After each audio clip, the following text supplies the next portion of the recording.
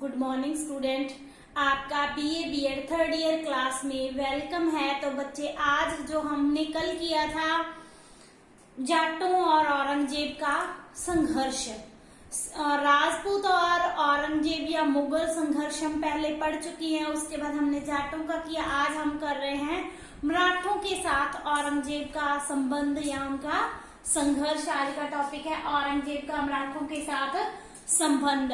तो जैसे कि बच्चे हम जानते हैं कि औरंगजेब क्या था, एक कट्टर सुन्नी मुसलमान था। वो किसी भी और धर्म को प्रफुल्लित फलता फूलता नहीं देख सकता था। तो इसी तरह कहा जाता है कि औरंगजेब ने वो नहीं चाहता था कि उसकी आस पड़ोस के राज्य में मुस्लिम राज्य के अलावा और कोई भी राज्य हो। क्लियर। इसलिए जब 17वीं शताब्दी के मध्य में शिवाजी के अंडर मराठा शक्ति का उत्थान हुआ तो ये औरंगजेब के लिए सहन योग नहीं था। और उसको शिवाजी की शक्ति का पता तब चला जब वो दक्षिण में गवर्नर के रूप में कार्य कर चुका था। तो उसने ये ठान ली थी कि वो जो शिवाजी या मराठा शक्ति है वो उसका अंत करके रहेगा। और इसको जो औरंगजेब को ये अवसर मिला था 1658 में, कब 1658 में जब वो मुगल बादशाह या सम्राट बना था। तो उसने जो मराठों की शक्ति को कुचलने के लिए पहले तो उन्होंने सैनिक अभियान भेजे थे अपने अलग अलग सेनापतियों के अंदर, क्योंकि वो उस समय उत्तर पश्चिम में व्यस्त था। ठीक। तो कौन कौन से अभियान भेजे थे उनमें हम करेंगे। फर्स्ट है शाइस्ता खां को शिवाजी के विरुद्ध भेजना। कि शाइस्ता खां कौन था? औरंगजेब का मामा था।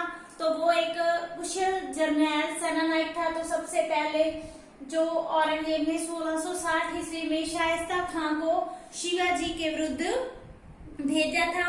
और क्या शाइस्ता खां ने एक निश्चित योजना के अंडर क्या आगे बढ़ना शुरू कर लिया और 2 वर्षों में उसने मराठों के बहुत से क्षेत्रों पर अधिकार कर लिया था। इनमें पूना का क्षेत्र भी था जो कि मराठों की शक्ति का गढ़ था। क्लियर। तो इनमें क्या था कि उसने जो मराठा क्षेत्र थे उन पर अधिकार कर लिया था। परंतु शाइस्ता खां और शिवाजी की आमने सामने की टक्कर अभी नहीं हुई थी। उनकी जो पहली टक्कर हुई थी वो हुई थी अप्रैल 1663 में, अप्रैल 1663 में पूना में हुई थी। क्लियर। तो शिवाजी ने उस समय मुगल सरकार को बता दिया था कि वो मराठा शक्ति को इतनी आसानी से खत्म नहीं कर सकते। तो उसी समय क्या हुआ, अप्रैल 1663 में शाइस्ता खां ने वर्षा का कोई समय पूना में व्यतीत करने का निश्चय कर लिया था। तो शिवाजी ने इस अवसर का फायदा उठाया। उसने अपने सैनिकों को लेकर उसने एक बारात का नाटक रचा कि बारात के भेष में वो पूना से गुजर रहा था। तो उसने आधी रात शाइस्ता खां के ऊपर अचानक हमला कर दिया, जिसके बारे में शाइस्ता खां और उनके सैनिकों को कुछ भी नहीं पता था। तो इस आक्रमण में शिवाजी ने शाइस्ता खां के एक लड़के, 6 पत्नी और 40 अंगरक्षकों को कत्ल कर दिया था। क्लियर। शाइस्ता खां बच्चों बड़ी सावधानी और कठिनता से बचकर वहां से भागा था।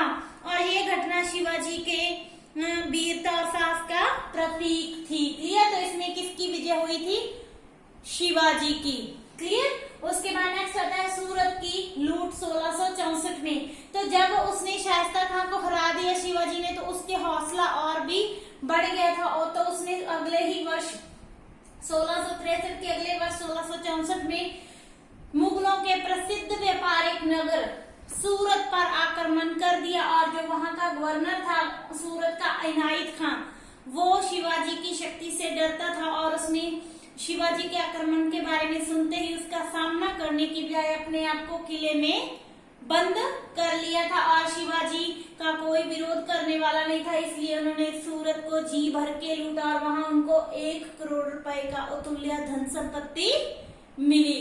क्लियर। तो इससे औरंगजेब की चिंता और भी बढ़ गई थी। तो उसने शाइस्ता खां की बजाय नेक्स्ट अपना जय सिंह को शिवाजी के विरुद्ध भेजने का निश्चय कर लिया था। उसने 1665 में, औरंगजेब ने 1665 में जय सिंह को शिवाजी के विरुद्ध दक्षिण में भेजा था। और धीरे धीरे जो मुगल सेनाएं थी आगे बढ़ती गई और उन्होंने शिवाजी और उनकी सेना को घेर लिया था। तो इस समय जो शिवाजी के सैनिकों की संख्या कम होने के कारण शिवाजी ने औरंगजेब या जय सिंह के साथ संधि कर ली थी पुरंदर के स्थान पर, क्योंकि जो मुगल सेनाएं थी वो पुरंदर तक उन्होंने अपना अधिकार कर लिया था। तो इस समय शिवाजी ने आत्मसमर्पण कर दिया और दोनों के बीच संधि होगी। Very important short question. कब हुई? 1665 में हुई थी। तो इस संधि में क्या किया था कि शिवाजी ने आत्मसमर्पण कर दिया था। उसने अपने 23 किले, कितने? 23 किले मुगलों को दे दिए थे, जिससे उनको 4 लाख खून उस समय की रकम थी। 4 लाख खून उस समय की मुद्रा जो थी उनको किनको दे दिया? 23 किले मुगलों को। और उसके अपने पास सिर्फ रह गए थे 12 किले, जिनकी वार्षिक आमदन थी 1 लाख खून। तो मतलब इतनी हानि शिवाजी को हुई थी। दूसरा, उसने कहा था कि मुगल दरबार में शिवाजी उपस्थित नहीं होगा, ये उसके मान सम्मान के लिए ये शर्त रखी गई थी। इसके अलावा उसने बीजापुरियों के विरुद्ध मुगलों की सहायता देने का वचन किया था। इसके अलावा उसका जो पुत्र था, शिवाजी का पुत्र संभाजी, उसको मुगल दरबार में 5000 का मनसबदार बना दिया गया था। तो इससे ये सिद्ध होता है कि ये जय सिंह की एक सफलता थी और शिवाजी की जिंदगी में पहली हार थी, परंतु अभी भी शिवाजी हारे नहीं थे। नेक्स्ट पॉइंट हम करते हैं शिवाजी की औरंगजेब से भेंट। कि जब शिवाजी ने आत्मसमर्पण कर दिया तो बहुत से इतिहासकार कहते हैं कि जय सिंह ने उनको आगरा जाने के लिए मनाया था शिवाजी को।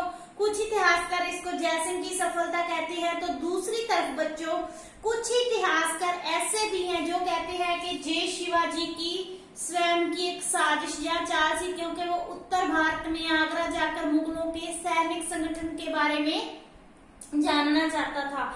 चाहे कुछ भी हो, तो शिवाजी औरंगजेब के दरबार में जाने के लिए राजी हो गया था। तो जो वो गया था 12 मई 1666 में औरंगजेब के दरबार में जब पहुंचा, तो उसके साथ बच्चों क्या हुआ कि औरंगजेब ने इसका कोई मान सम्मान नहीं किया और उनको 5000 मनसबदारों वाली लाइन में खड़ा कर दिया। मतलब उसको नीचा दिखाया गया।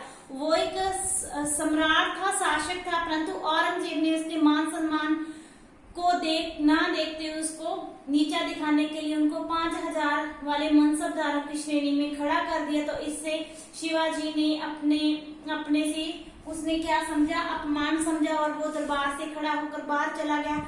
तो औरंगजेब को जब पता चला तो उसने क्या किया?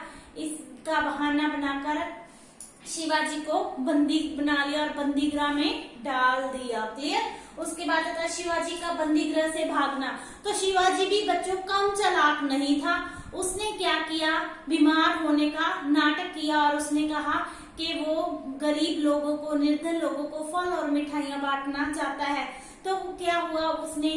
उसकी इच्छा को पूरा किया गया और उसने फल और मिठाइयों के टोकरे गरीबों में बांटने शुरू कर दिए। कई दिनों तक वो ऐसा करता रहा। तो जो पहरेदार थे, पहले तो उन्होंने शिवाजी पर नजर रखी, परंतु बाद में उन्होंने नजर नहीं रखी, लापरवाही कर दी। और इसी लापरवाही के दौरान शिवाजी और उसके पुत्र संभाजी ने फलों के बजाय टोकरे में बैठकर स्वयं को वो बंदी गृह से बाहर आ गए और भाग गए। और जब तक औरंगजेब को पता चला तो बच्चे उस समय तक शिवाजी और संभाजी रायगढ़ तक पहुंच गए थे। ये औरंगजेब की एक करारी हार थी। शिवाजी ने उनको इसमें हरा दिया था। क्लियर? तो नेक्स्ट हम करते हैं मुगलों का शिवाजी के साथ समझौता। जब शिवाजी बंदीगृह से भाग आया तो उस समय औरंगजेब की चिंता में और बढ़ावा हो गया और उसके जो मुगल सेनापतियों ने भी उसको कह दिया था औरंगजेब को कि जो शिवाजी है उसको हराना उनके बस की बात नहीं है। तो मजबूर होकर, विवश होकर औरंगजेब ने 1667 में मराठों के साथ जाने के शिवाजी के साथ समझौता कर लिया था। तो इस समझौते के अंदर उन्होंने उसको शिवाजी को स्वतंत्र शासक मान लिया था और एक दूसरे के विरुद्ध कार्रवाई ना करने का वचन दिया था। क्लियर? उसके बाद सूरत की लूट। तो जो ये समझौता हुआ था वो तब तक चलता रहा जब तक शिवाजी ने अपनी शक्ति को संगठित नहीं कर लिया। और शक्ति को संगठित करते ही बच्चों 1670 में शिवाजी ने सूरत के नगर नगर पर दोबारा आक्रमण किया और वहां से उन्होंने दोबारा लूट का माल प्राप्त हुआ और इस बार उनको 132 लाख की आमदन प्राप्त हुई थी। और इतनी धनराशि प्राप्त करने के बाद उनकी जो स्थिति थी वो और भी सुदृढ़ हो गई थी। फिर मुगलों के साथ अपने क्षेत्र वापस लेना, तो उसकी आर्थिक स्थिति अच्छी हो गई थी। अब शिवाजी ने मुगलों पर आक्रमण करने शुरू कर दिए थे और जो मुगलों ने इसके प्रदेशों को हथियाया था पुरंदर की संधि के तहत पहले, तो उन्होंने उनको धीरे धीरे वापस लेना शुरू कर दिया था। इसमें जो क्षेत्र उसने वापस लिए थे शिवाजी ने वो थे Sinhagad, Purandar, Lohagad. Very important, your short question. Clear? तो इससे जो औरंगजेब की चिंता और भी बढ़ गई थी, तो उसने अपने एक मित्र को भी पत्र लिखा था और उसने कहा था कि मेरे को ऐसा प्रतीत हो रहा है कि परमात्मा या अल्लाह मेरा राज्य छीनकर शिवाजी को दे देगा। तो ये औरंगजेब की निराशाजनक स्थिति का प्रगटावा करती है। उसके बाद आता है शिवाजी की मृत्यु और मराठा मुगल संघर्ष। तो 1670 में शिवाजी ने फिर से मुगल प्रदेशों पर आक्रमण करने शुरू कर दिए और बहुत से मुगल प्रदेशों पर अधिकार कर लिया था। फिर 1674 में उन्होंने अपना राज्याभिषेक किया, राज्य तिलक करवाया और अपने मराठा राज्य को संगठित करना शुरू कर दिया। तो उन्होंने मुगलों के साथ टक्कर लेना जारी रखा था और ये उनका संघर्ष 1680 में उनकी मृत्यु तक चलता रहा था। क्लियर? तो 1680 में मृत्यु होगी तो औरंगजेब को लगा कि अब वो मराठा शक्ति को अंत कर देगा। परंतु नेक्स्ट पॉइंट हम करते हैं संभाजी के साथ संघर्ष। तो शिवाजी की मृत्यु के बाद उनका पुत्र मराठा गद्दी पर बैठा था संभाजी। चाहे वो बच्चे एक विलास प्रिय शासक था, परंतु उसके अंदर भी मुगलों के विरुद्ध अपने पिता की तरह ही साहस और वीरता थी और उसने भी मुगलों के साथ संघर्ष जारी रखा था। चाहे कि उसके पास वो ज्यादा देर तक मुगलों का सामना नहीं कर सकता था, तो कहा जाता है कि 1689 कब 1689 में उनने मुगलों के साथ टक्कर में क्या हुआ, संभाजी पराजित हो जाता है और पकड़ा जाता है और वो उसका वध कर देते हैं। क्लियर? तो वध करने के बाद मुगलों को लगता है कि उन्होंने मराठों की शक्ति का अंत कर दिया, परंतु उसी समय क्या होता है कि मराठों का नेतृत्व संभाजी का भाई मतलब शिवाजी का छोटा पुत्र राजा राम मराठों का नेतृत्व करना शुरू कर देता है। क्लियर? तो जो रामगढ़ में मुगलों का अधिकार होने के बाद इनका जो केंद्र हो जाता है जिंजी, ये जिंजी के स्थान से मुगलों का सामना करती है। तो मुगल क्या करते हैं, जिंजी के किले को घेर लेते हैं और ये घेरा 8 वर्षों तक जारी रहता है। कितने टाइम पीरियड? 8 वर्षों तक जारी रहा था। परंतु जिंजी के घेरे के परिणाम स्वरूप जो शाही सेना थी, मुगल सेना, उनको बहुत हानि हुई थी। जो मराठा विरोध इतना व्यापक हो चुका था कि मुगलों पर सभी ओर से आक्रमण होने शुरू हो गए थे। क्लियर? तो उस समय जो राजा राम के साथ शाहजी, घोर पांडे, शंकर जी और परशुराम जो कि मराठा सेना नायक थे, वो भी उनके साथ आकर मिल गए थे और जो विरोध था वो बहुत व्यापक हो गया था। क्लियर? फिर उसके बाद आता है कि ताराबाई के नेतृत्व में, तो क्या होता है कि 1700 ईस्वी में क्या होता है कि जो राजा राम की मृत्यु हो जाती है और जो मराठों का नेतृत्व कौन करता है, उनकी विधवा पत्नी ताराबाई उनका नेतृत्व करना शुरू कर देती है। और जो इनका विद्रोह था ताराबाई और मुगलों का, वो 1700 से लेकर 1707 ईस्वी तक चलता है। कितना टाइम पीरियड? 1700 से 1707 ईस्वी तक चलता है। चाहे कि बच्चों उस समय जो एक औरत उनका नेतृत्व कर रही थी, तो मुगलों ने उस पर हावी होकर बहुत से जो मराठा प्रदेश जैसे कि पन्हाड़ा, सितारा, रायगढ़, सिंहगढ़, तोरण पर उन्होंने मुगल अधिकार कर लिया था। परंतु ताराबाई के नेतृत्व में फिर भी मराठों का साहस कम नहीं हुआ था। क्लियर? उसके बाद आता है मराठा विरोध का स्वतंत्रता संग्राम का रूप लेना और इसमें औरंगजेब की असफलता होना।